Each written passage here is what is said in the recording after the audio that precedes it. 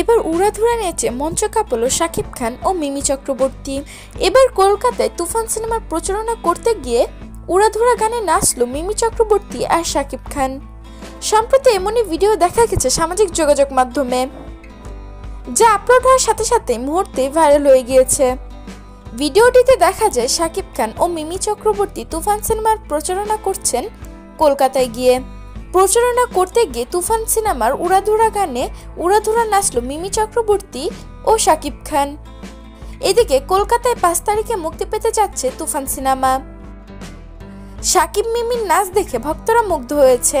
প্রিয় ভিউয়ার্স, শাকিব মিমির উড়াধুরা নাচ আপনাদের কাছে কিরকম লাগলো সেটা জানিয়ে দিবেন আমাদের কমেন্ট বক্সে।